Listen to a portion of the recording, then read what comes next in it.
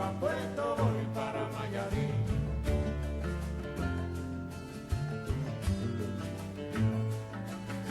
De Arrocero voy para Marcané, llego a Puerto, voy para Mayarí.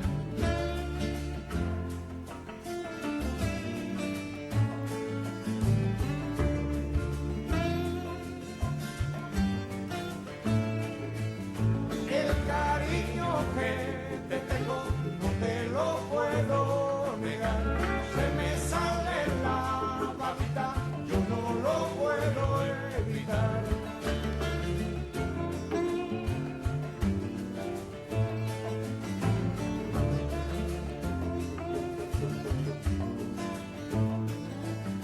Cuando Juanita y Chan Chan en el mar servían arena, como sacudí el jibe. Hola, saludos y bienvenidos. Vamos a conversar en torno a partidos minoritarios, temas de coalición y de democracia, en respecto de lo que ha venido ocurriendo en el nuevo panorama que se está escenificando. Giovanni Morillo está con nosotros, distinguiéndonos. Un honor, Giovanni, que esté con nosotros. Claro que sí, un placer, Juan Carlos, y me siento satisfecho de llevarle luz al pueblo dominicano de estos tópicos que son sumamente importantes y más aún con tu grata persona. ¿Por qué tú crees que se le hace cuesta arriba, desde el punto de vista político, a los partidos emergentes realizar coaliciones entre ellos y construir mayoría? ¿Por qué difícil, Juan Carlos? Y ahí estoy de acuerdo contigo. Y nosotros solamente tenemos que hacer un pasaje histórico. Hace unos años nosotros escribimos un artículo, Ideología Política del Pueblo Dominicano, influenciado de un gran jurista de Santiago, Francisco Álvarez, ya fallecido, en el cual él explicaba en una exposición muy valedera de cómo en los inicios de la democracia los actores en su momento se iban acercando a las personas que tenían posibilidad de llegar al poder, y él daba un ejemplo de que en esa época estaba lo que era la figura militar, que la persona nacían lo que eran los caudillos, y si tú observas, han pasado 40, 50, 60 años, y hoy en día los actores políticos olfatean quién tiene la posibilidad del poder. Antes era un caudillo, antes era un militar, hoy en día son los actores políticos que tenemos presentes. Entonces, así es difícil usted construir mayoría, y más aún cuando no existe un discurso constructivo y positivo. Aquí estamos con un galloloquismo de criticar sin base, algo contradictorio con lo que son los ejemplos políticos en América Latina. Una cosa, ¿por qué Alianza País, por ejemplo, no pacta con el PQD, la Fuerza, MINU, PAL y crean un bloque? Al más allá de lo que tú estás diciendo, ¿tú crees que es un problema de baja cultura democrática? Claro que sí, baja cultura, pero también no existe un programa que pueda crear un frente opositor que tenga una credibilidad ante la sociedad. ¿Por qué te lo digo? En el caso de Alianza País y Guillermo Moreno, fueron críticas exorbitantes en contra del expresidente de la República, Leonel Fernández Reina, al punto de hablar de narcotráfico, de corrupción administrativa pública, pero después que Leonel sale del escenario político de la candidatura del PLD, ¿qué pasa con Alianza País? ¿Qué pasa con Guillermo Moreno y con los otros opositores? Caen al suelo. Las encuestas le daban un porcentaje muy alto, querido Juan Carlos y amable televidente, a esos sectores, y de que Leonel sale, ¿cuál fue su porcentaje? Irrisorio.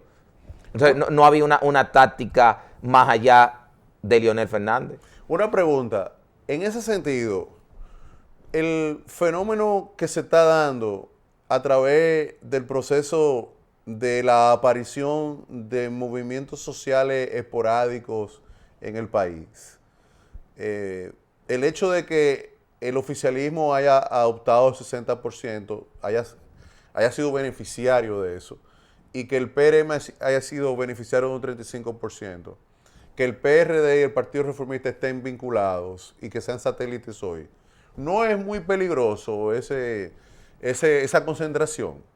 Esa concentración de fuerzas. De poder. De poder. Respecto, porque no hay un equilibrio que tú puedas decir, bueno, pero en este país se está construyendo democracia y eso no se está construyendo democracia a partir de esa acumulación. Si la concentración económica del CONEP y de los grupos oligárquicos y de los monopolios se da a sí mismo en el sector privado, lógico que se dé en el sector público. ¿Qué está pasando con la sociedad entonces? Bueno, lo que está pasando es que existe un debilitamiento de parte de los partidos opositores, primer elemento. Segundo elemento, la sociedad de hoy en día no es la misma de hace 20, 30 años, existe una descomposición social, existen falta de valores, hoy no es el mismo joven de hace 10 o 15 años y esos son elementos que los políticos no han entendido y nuestra ciudadanía, será la élite. La élite no ha entendido, pero también, si tú observas, Juan Carlos, cuando tú hablas del 62% del PLD de Danilo Medina Sánchez, el bloque opositor está en debacle. Y voy a citarte un ejemplo. José Francisco Peña Gómez, Antonio Guzmán, Jacobo Magluta, Hipólito Mejía, Miguel Vargas Maldonado, estoy hablando el PRD unido en bloque, oscilaba de un 40 a un 48%. Estamos hablando que el PRM sacó un 27% y con la alianza llega un 35%. Y 5.86 del PRD y Miguel Vargas Maldonado. Estamos hablando que hay más de un 10% que siempre estuvo con el PRD, que se fue a apoyar a Danilo Medina Sánchez. ¿Por qué se fue, en tu punto de vista? Bueno, yo ¿Por qué osciló desde la oposición, su nido, sí, su casa, al oficialismo? Bueno, yo entiendo que Luis Abinader no aprovechó la coyuntura política de este momento, aunque otros analistas dicen que por ser un partido nuevo, que Luis fue un porcentaje airoso, pero nosotros entendemos que no. ¿Tú crees que Luis tuvo dificultad interna también? Claro que sí, fueron... ¿Tú crees que Hipólito pudo haber hizo todo lo que tenía que hacer para que él ganara? Hay dos elementos. La alianza en parte le hizo daño, porque si bien... ¿La alianza con qué? Con el Partido Reformista Social Cristiano, porque muchas personas... Y conozco muchos jóvenes y dirigentes del PRM, sus aspiraciones fueron frustradas. ¿Quién salió ganador para mí en esa alianza? El Partido Reformista.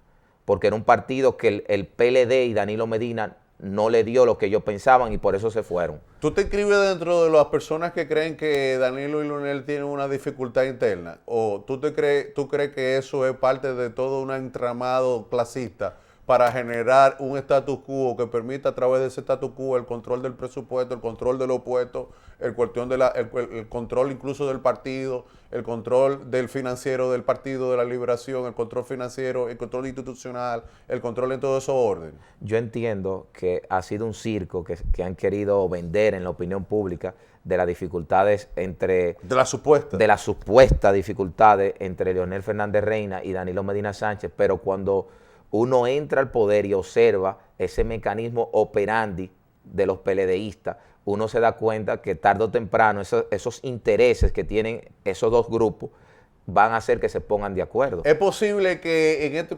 Son preguntas, claro. Son preguntas, porque no quiero seguir siendo las mismas preguntas que hacen, porque entonces agota, claro. la misma dinámica personalista agota. Sí. Entonces, para desembrozar todo aquello, habría que empezar a hacer preguntas que no se supone que está en el tapete.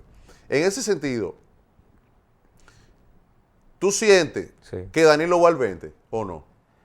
No, yo siento que las circunstancias no le favorecen, aunque con el poder que tiene en estos momentos, estamos hablando que el PLD tiene el control, podría modificar nuestra ley sustantiva, la Constitución, pero entiendo que va a traer muchas consecuencias a nivel del PLD como marca y partido, a nivel interno. Bien. No obstante que él tiene el poder para hacer eso y más. ¿Tú crees que si él no va a poner uno de lo de él, aunque ese de lo de él sea malo? Hay un interrogante. Malo en el sentido político popular. Hay un interrogante, puede imponerlo, pero yo entiendo que las candidaturas no se fabrican de la noche a la mañana y si tú puedes observar, gente vinculada a Danilo Medina Sánchez trató de lanzarse en el periodo anterior y no prendieron. Una pregunta, entonces en eso es otro escenario. ¿Tú crees que si Danilo no va, es Leonel el que va? Yo entiendo que sería la segunda figura con mayor posibilidad en el PLD. Ok, y si Danilo no se siente muy cómodo con Leonel, el grupo de Danilo, el grupo económico político de Danilo no se siente muy cómodo con Leonel, y el grupo económico político de Leonel no se siente muy cómodo con el tema de que se pueda mantener figuras del propio Danilo, pero que en un momento lo desacreditaron. Sí. ¿Tú crees que pudiese aperturarse la posibilidad de un acuerdo de Danilo Leonel para Margarita? Si las circunstancias se deterioran más.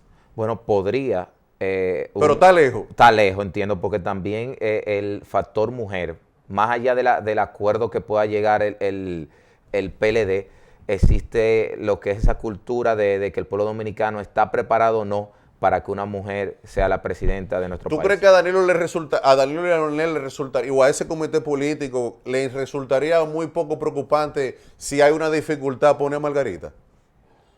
Señalar entre todos ellos, es esta o es este el que va, porque con este ganamos. No, yo entiendo que la decisión de ellos es el que gane. O sea, yo entiendo, yo estoy de acuerdo contigo. O sea, si yo entiendo que fulano el que gana es el que va. Es el que va. Es el que va. Si Danilo es el que va al 20, es el que gana. Y el que le cubra sus intereses. Y el que cubre los intereses es el que va. Si Leonel es el que cubre los intereses, es el que va. Sí. Si ni Danilo ni Leonel cubre los intereses, es Margarita. Sí. Esos son los intereses que ellos han demostrado. Eso exacto. Ellos no tienen interés. Su comportamiento.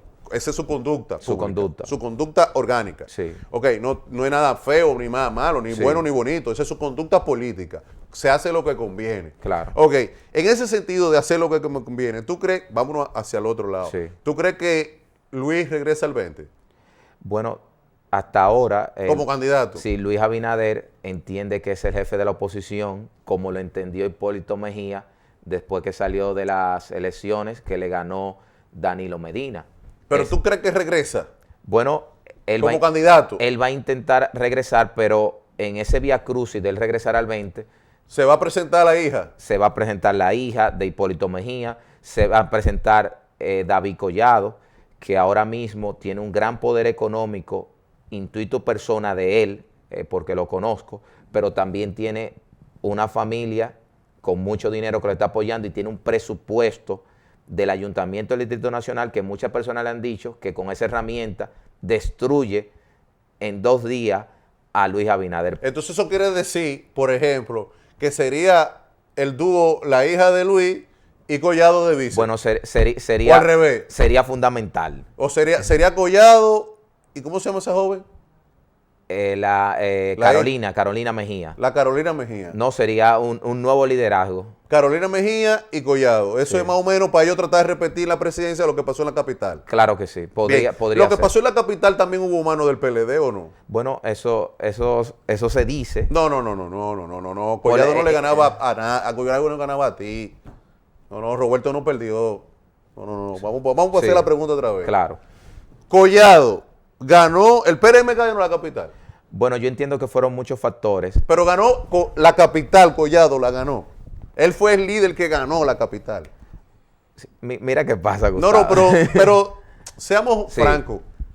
No ganó la capital. Las circunstancias lo Las circunstancias lo favorecieron. favoreció, tanto interno del PLD como externo. Claro. Ahora, también existían muchos factores, como tú dices lo del PLD, pero también el desgaste que ya tenía la sindicatura de Roberto Salcedo, que nosotros entendemos que si Roberto sabía que las circunstancias no lo favorecían a nivel interno, Y no era debió de negociar ese Y ayuntamiento. no era para debilitar a Roberto para verificar al 20. Bueno, eso también... Perdón, escucha. No sí. era para debilitar esa independencia económica que se estaba dando ahora, para el 20, devuélveme la sindicatura. Claro, devuélveme la sindicatura, pero en estos 4 años el PLD está alimentando a un opositor y a una futura candidatura. Entonces, en esa circunstancia que está alimentando un opositor, con el tema de Collado Sí, y la muchacha, y Carolina, Carolina Mejía. ¿eso cambiaría el resultado del 2020? ¿Pues eso pudiese resultar o no? Bueno, esa circunstancia y esa realidad, porque tú sabes que la política se nutre de realidades, no de pasiones, esa realidad hace que el comité político tenga que mover otra ficha y manejarse de una forma diferente. Ok, ¿qué lectura tú le das a que ni el PLD, ni el PRM, ni el PRD, ni el Partido Reformista, ellos sí, no hicieron elecciones internas para... O sea, si los diputados del PLD, los senadores del PLD no fueron electos por su militancia? Bueno, hicieron un daño a la democracia y quien te habla también le hicieron un daño, porque yo tenía aspiraciones y en observar que en los partidos mayoritarios hubo una imposición, el acuerdo entre Miguel Vargas Maldonado, Miguel Octavio Vargas Maldonado, el acuerdo entre Danilo Medina Sánchez y Leonel Fernández, le pusieron un freno a nuevas aspiraciones de personas que querían ser el relevo generacional en los partidos y mucha gente tuvieron que obligarse a apoyar personas que ni en el propio PLD lo querían. ¿Y eso qué tú crees que va a pasar con eso? ¿Tú crees que la gente se va a quedar con eso? ¿Tú crees que la gente se la va a guardar? No, yo entiendo que se la pueden guardar. Si ¿Que no se la pueden? Sí, para el 2000, para Porque el 2020. si tú me quitas algo que a mí me pertenece y tú te quedas con eso y tú duras 12, 16 años con eso que no te pertenece, pero que tú lo estás haciendo a la fuerza, cuando a mí me toca, ¿qué te va a pasar a ti? No, cobrársela. Ok, ¿cómo se cobra en política ese tipo de cosas? ¿Con lo que pasó en la capital? Sí, podría repetirse en otros distritos de nuestro país y yo entiendo que el 20 está ahí. O sea, eso obliga al PLD a cambiar ese cuadro político. Vamos a una pausa ahí, Giovanni Claro Murillo, que con sí. tu permiso, por favor. ¿Está bien? Sí, vamos bien. ¿Estamos bien? Vamos bien. Vamos bien. Pausa, pausa, pausa. Y el jibe a Chan Chan le daba pena.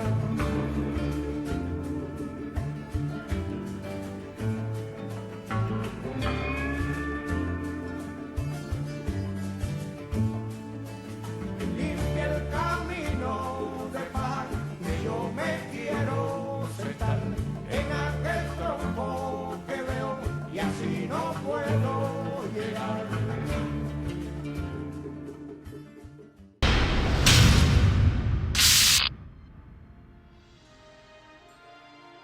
Señoras y señores, estoy decidido a hacer de la inversión pública un pilar del desarrollo, además de un ejemplo de transparencia y eficiencia. Y para lograrlo, priorizaremos como nunca antes aquellas inversiones que contribuyan a impulsar el desarrollo en las zonas más deprimidas del país. Me refiero a áreas como la electrificación rural, que además de permitir llevar el progreso a todos los rincones de nuestra geografía, son obras que nos permitirán crear miles de puestos de trabajo en la República Dominicana. Sin electricidad no hay desarrollo. Es así de sencillo.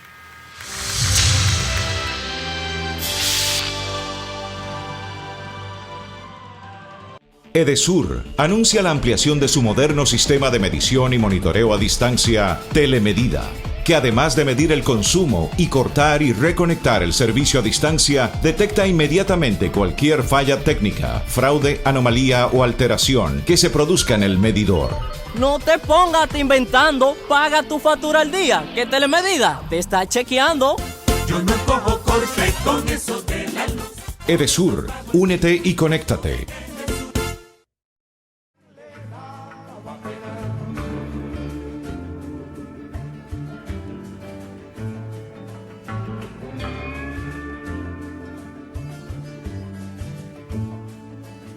Limpia el camino de paz que yo me quiero sentar en aquel tronco que veo y así no puedo llegar.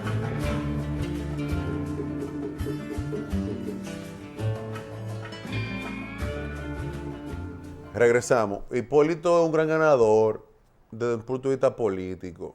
Pactó arriba con el oficialismo y tiene muchas ventajas comparativas. Hoy dice Hipólito Mejía que ha llegado la hora del relevo. ¿Tú crees que eso es verdad? Que llegó la hora del relevo en el PLD y en el PRD. ¿Tú crees que Quique no va a seguir haciendo lo mismo que está haciendo y Miguel también? Yo entiendo que si no lo hacen, si siguen actuando de esa forma, se la van a cobrar. Y yo entiendo, y ahí entro a un pasaje de José Francisco Peña Gómez, lo mejor de lo bueno, de lo nuevo con lo mejor de lo viejo. O sea, yo no estoy pidiendo, Giovanni Murillo, ni tú, que el PLD, Leonel Fernández, Danilo Medina, Quique Antún y Miguel Vargas, de la noche a la mañana cambien. Pero señores, vamos a hacer un híbrido. Juan Carlos. ¿Tú crees que el CONEP está financiando y es un partido alterno, es la alcancía de parte de la oposición y conjuntamente con un USAID de la embajada norteamericanos, ellos fijan y tienen tendencia de candidato. Y al mismo tiempo con el grupo Corripio, ellos fijan posiciones respecto de quién puede ganar la capital, quién puede ganar allí, como tal diputación, y financian, le tienen las plataformas montadas a determinados candidatos. Siempre lo han hecho, aunque muchas veces uno se siente un poquito confuso con esos sectores, porque a veces juegan las dos bases. Obvio. O sea, Obvio. Te dan a ti sí. Y le dan a aquel. Exactamente, y eso es algo que a veces uno dice, espérate, no es así, o sea, no hay una línea. ¿Tú crees en la palabra de los líderes políticos dominicanos o tú no crees en la palabra de los líderes políticos dominicanos? No creo. ¿No crees? No. Ok, ¿tú crees que la población está en ese sentido, de que lo escucha, lo observa, lo verifica, lo sintoniza, pero lo escucha para ver y saber hacia dónde va, pero no porque le cree? No le cree, y te lo digo, Juan Carlos, porque en el caso mío, que soy escritor, abogado, y escribo y hago opinión pública, muchas personas a veces se sienten mal conmigo porque dicen, tú eres un joven que tiene credibilidad, que va subiendo, ¿cómo tú te prestas a defender tal punto de vista o tal actor político? O sea, me rechazan a mí por fijar una posición muchas veces a favor de esos actores. ¿De qué vive la Iglesia Católica? ¿O desde qué vive la Iglesia Evangélica? ¿De qué? ¿De qué vive? ¿Vive de la palabra que Dios vino? ¿De qué vive? También, ¿Es un sistema capitalista? ¿De qué vive? También de la hostia. Sí, y de sectores económicos que lo apoyan. Ok, esos sectores económicos de élite, por ejemplo, ahora mismo hay un tema de la ley de partidos políticos, ¿no? Entonces, de repente, ¿tú te recuerdas del diálogo tripartito? Sí, sí. Que la Pucamaima, los sectores oligárquicos, la élite, se pusieron de acuerdo para destruir los sindicatos y dividirlos. ¿Tú crees que ahora el papel de la Pucamaima es dividir y destruir los partidos políticos o fomentar eso conjuntamente con la élite para que no surja ningún visionario o visionaria o ningún movimiento que niegue respecto de que no se le cree a los líderes? En pocas palabras, aunque nosotros respetamos a Agripino, Núñez Collado. No me refiero sí, a él. él. No, yo no me refiero a él. Yo me refiero al sentido clasista de lo que él representa, como lo que representa el CONEP, como lo que representa el comité político, como lo que representa el PRM, la élite, etcétera. Es decir, la gente no le está creyendo. Sí, voy a ser sincero con mi amigo Juan Carlos. Exacto. Se impone sus intereses. O sea, por más reuniones que se hagan, por más conflictos que existan en diversos puntos, en diversos tópicos, se va a imponer, como tú dices, esa visión clasista, esa visión elitista y esa visión también de qué me conviene a mí como partido político para yo sostenerme, para yo mantenerme más allá del 2020. ¿Qué va a pasar con, por ejemplo, si la Pucamaima participa, la Pucamaima va a tener un juez en el Tribunal Superior Electoral o en el Tribunal Constitucional? Si Hipólito sacó 35, el PRM obtuvo 35, pues entonces ellos van a pactar con el oficialismo, dame uno. Pero muchas veces me siento mal, Juan Carlos. ¿Pero es así o no es así? Sí, es así, pero es una visión coméstica, podemos decir.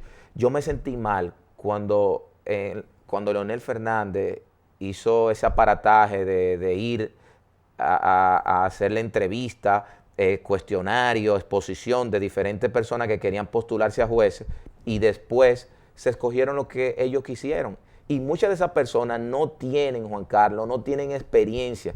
Tú puedes ser un abogado de fuste, pero muchas veces no han ejercido, Juan Carlos. O sea, ¿cómo tú me estás pidiendo a mí una sana administración de justicia cuando yo nunca fui ni juez de paz, cuando yo no fui juez de instrucción, cuando yo no fui juez de primera instancia? Entonces, ¿qué hacen ahora? La sociedad civil le dan un juez, dos jueces, como tú dices, pero la mayoría lo cogen ellos.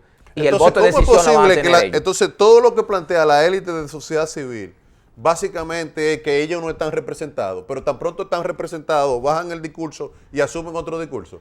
Bueno, claro que sí. Y como quiera, no tienen un voto de decisión porque la cuota que le pueda dar Danilo Medina y esos sectores va a ser mínima.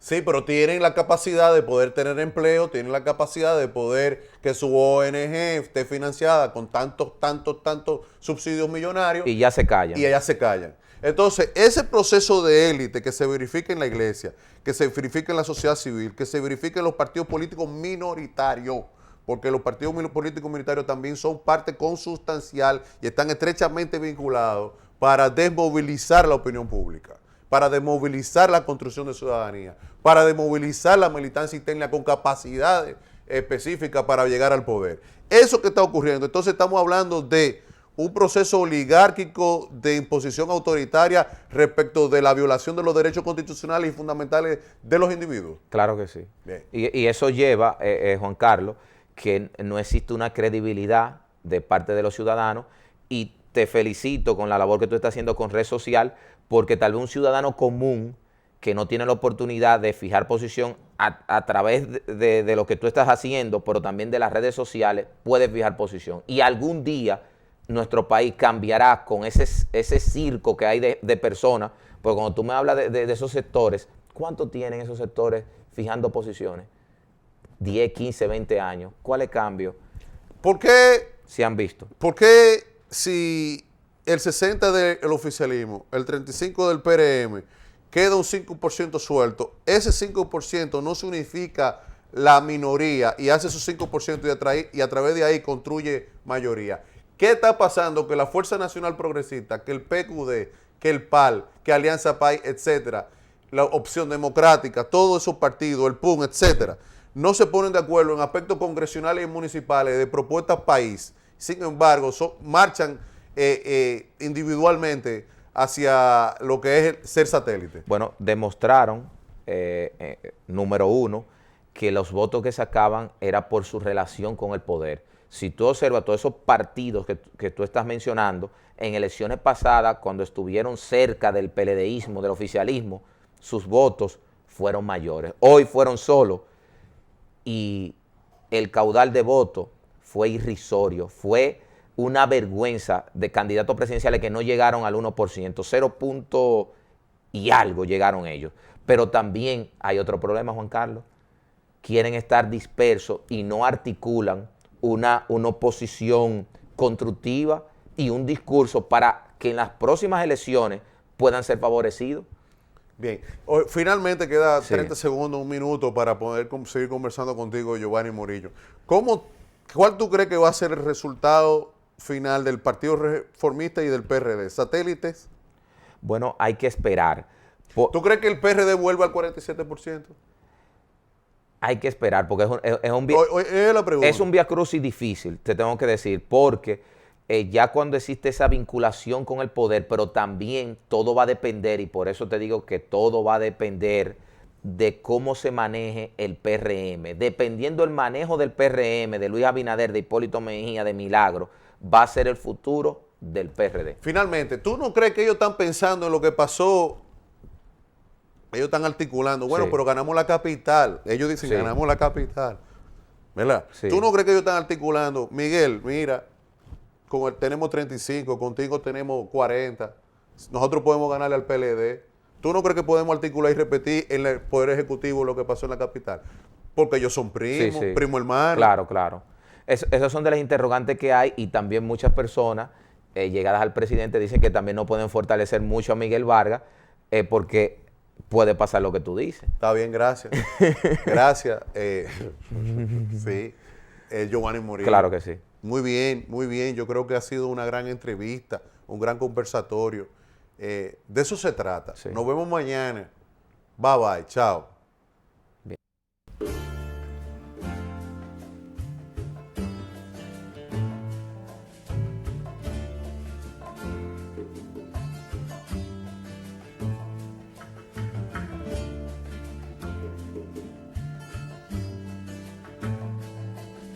De Alto Cedro voy para Marcané, llego a Puerto voy para Mayarín.